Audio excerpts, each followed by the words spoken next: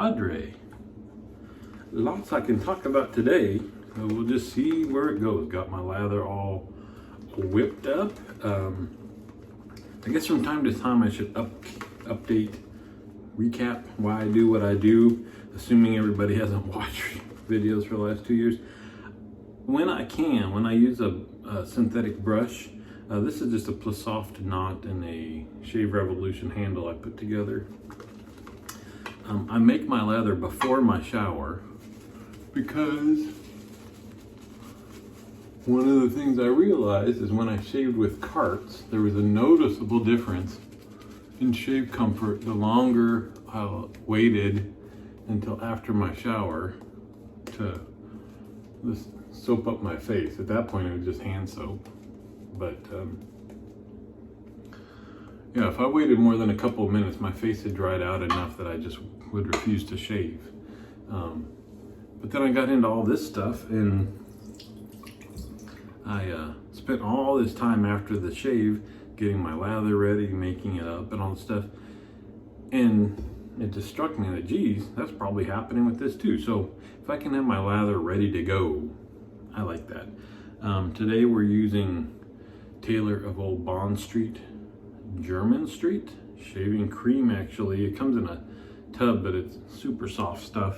I just love the smell. Yesterday I got out Strop Shop Russian tea and was reminded how great that smells, and I got this because of the smell. So I am being reminded of that. I'm using the old Feather SS, still exclusive with this in 2020. What are we at, day 10? Is it January 10th? Anyway, we've got a new Feather Pro blade in it. I've got something else I want to show you, but let's get the first pass done here. So I've had a couple of using the SS again. I have been able to build upon what I've already learned about shaving with it. One is certain angles where I can actually see where the blade is hitting on my face in relation to my sideburn, so that's good.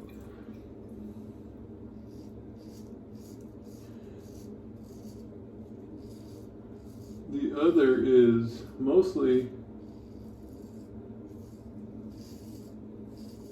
related to the third pass, so I'll show you on the third pass. But that's been the issue, is that I can do on the cheeks 3 full passes, super close BBS, no problem. The neck, I can do 2 passes, but that pass number 3 that would get me BBS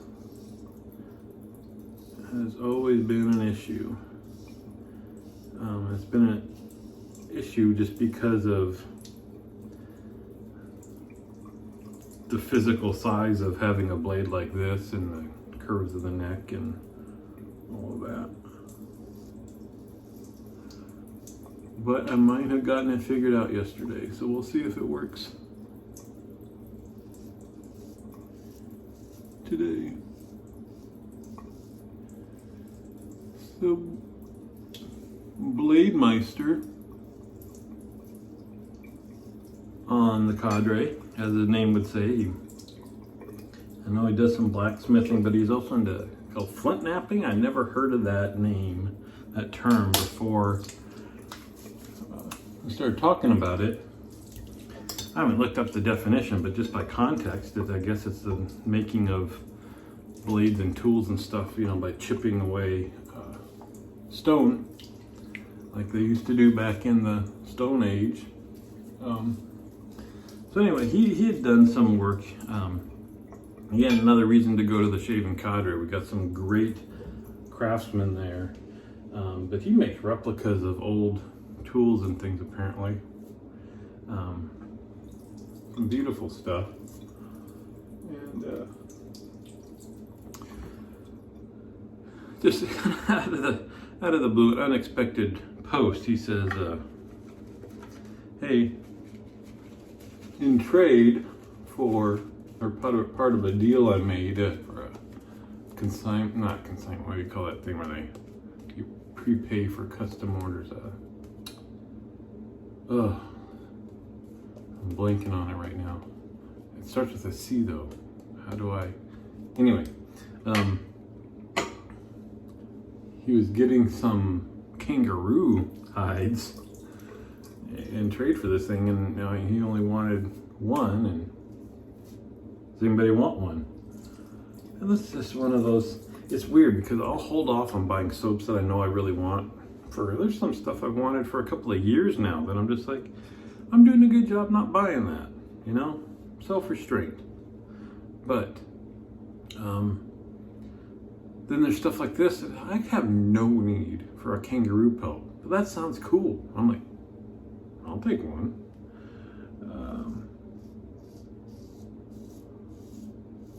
So long story short, poor guy, his deal fell through. But he had already told his guy that he had sold one of the pelts, so.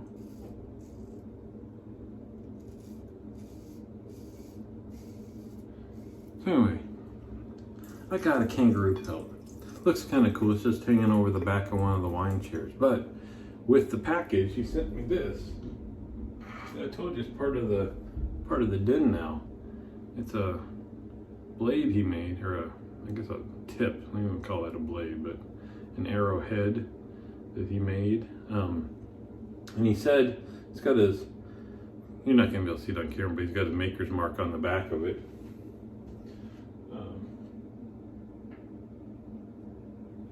That's what, gonna hang it right there.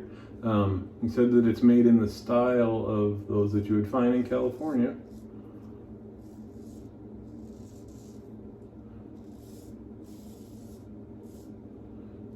Back in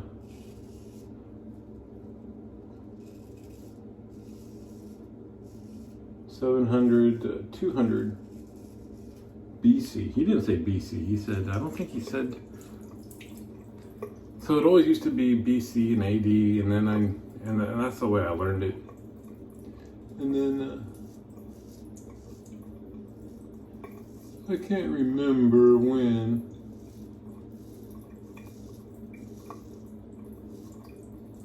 But I believe I was in a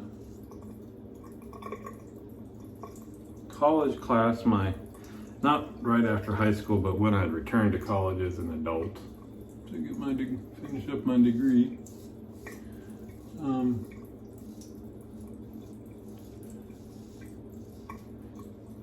BC and AD were not being used anymore, and it was CE and the BC, just Common Era and before Common Era.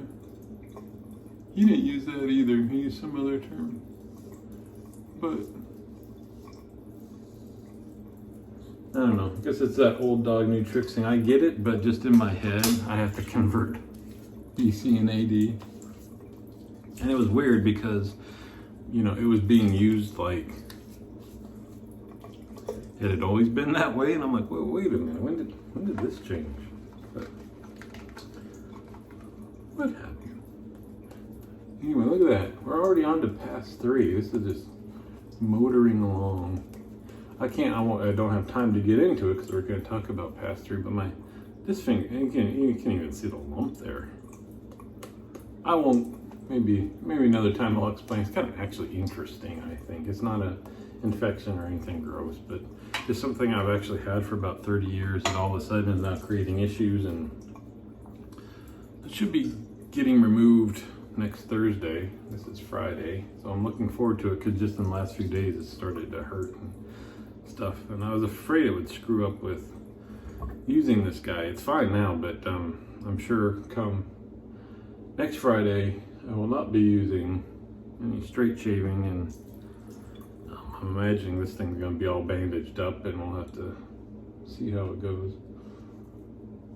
So with my third pass,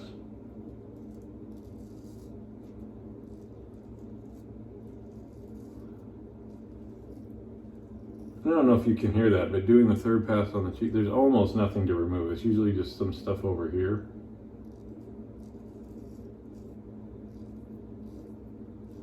That's, woo! The issue always has been down here because of I need to shave this way. And I'll just tell you how it feels. I'm not saying that's what happens, but when I have to go, I call it the tough direction, the tough pass or whatever, the one that gets me super smooth BBS, with almost every razor, it really does feel like there's a really strong, thick, firm hair laying at a very low angle, and then the blade is having to go underneath that and almost catching on the bottom and then cutting it. So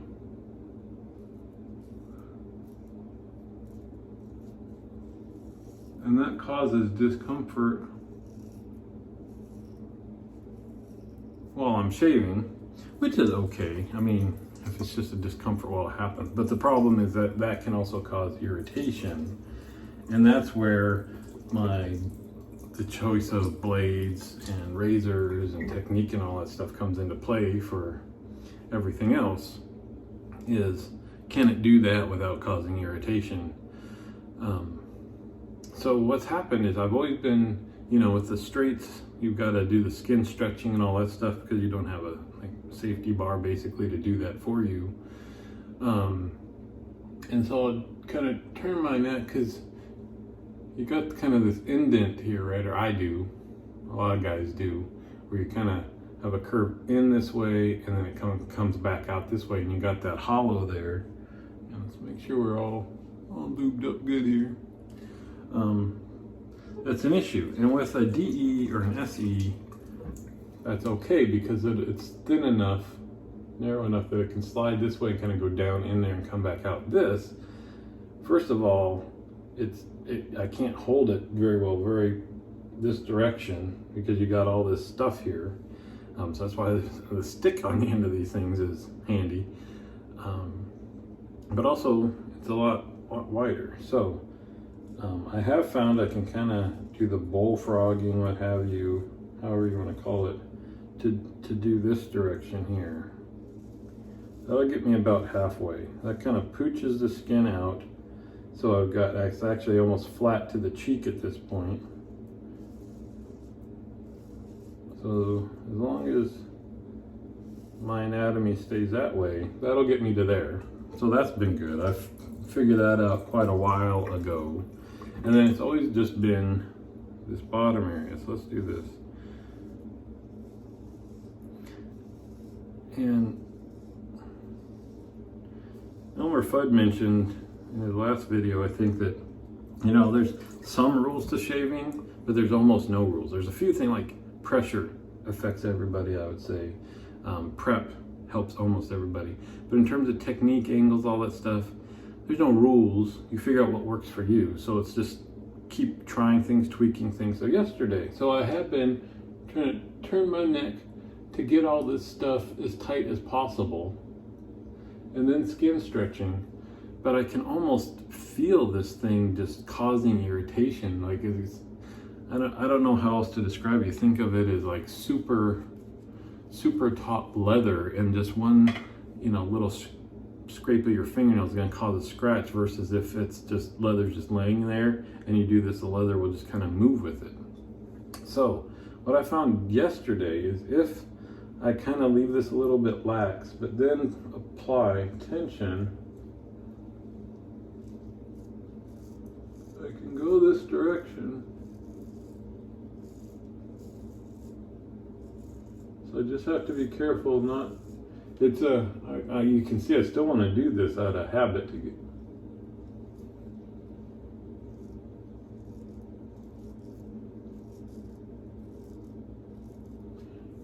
But I'm able to get, when I don't stretch it, you kind of take that divot out, and then I'm able to shave right there, and we're golden. So I've actually gotten to the point yesterday that the shave went so smoothly I could actually do what I'm doing now and feel for little spots that are going to get you from BBS to dolphin screaming BBS. Let's see, I can take, that's right in the middle of where my blade is, where that trouble spot is. But this allows me to go straight over it.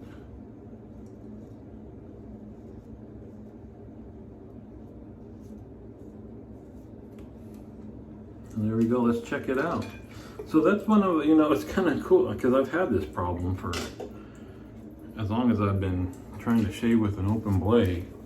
Oh man, there we go.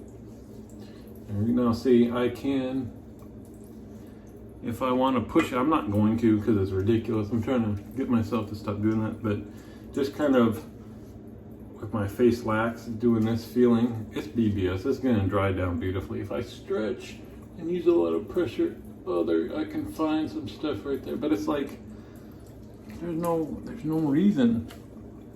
Get over that, man. Because that's the stuff that'll then cause more irritation. And yeah, the skin will be smoother, but then tomorrow I'll start with it kind of irritated when I really pursue it like that. And it used to be that I could only do a straight shave for so many days in a row because the irritation would slowly build up. Well, since I've talked myself out of going after every little thing while it's wet and ultra sensitive to finding stuff. So what I say, this is day 10 of this year. So it's 10 shaves in a row with it. No alum stain. So cool. That's 2 in a row of beautiful shaves with that new technique. So I guess the next step will be, I'm going to give one more shot to try an actual straight razor or something other than the SS. I think I actually used the WEC because again that takes away the variable of did you strop it right, is it honed right, that kind of stuff. Just throw a new blade in there and see how it goes. I've had other issues with those, but now I think I've got my technique down for my face and my hair and all that, so we'll see. But again, like I said, that won't be happening until we get this dealt with and healed up and all that. So I'll be able to try out the 6S.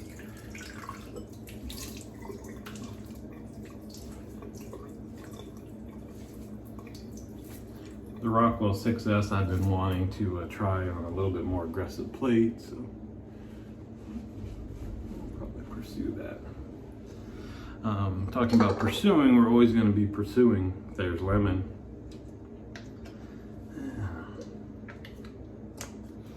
What else? Friday. That's good. It's going to be a little bit of a tough day at work. There's certain things as a manager you have to do that are not enjoyable for anybody, and today's going to be one of those days. And that's about all I can say about that, but been dreading that for a while coming up. What are we doing? Hold on, I did the, gonna do the 2-in-1. And this is actually, I've got a scent that matches. There it is. You guys like seeing like this stuff is actually used. It's not just show. So we got the old German Street. This is cologne, just EDC, but I love it. The smell is great. So there are certain soaps that I just hope everybody has had a chance to smell, whether or not that they end up enjoying them, because I just think that they're unique, and they might love them, and if you do, then you shouldn't be missing out. So German Street's one of those. I would say Strop Shop Russian Tea is one of those, but that's a double-edged sword because you can't get it anymore. So you'll end up loving it and then be frustrated. Ghost Town Barber, everybody needs to smell that at least once. Those are probably my top 3 right now that are different. There's a lot of other great scents and stuff out there that are better than others, but I would say that those are kind of a league of their own in terms of type of smell. Anyway, gonna get this done before it's 20 minutes. Have a great Friday. Enjoy your weekend. See you on the forum.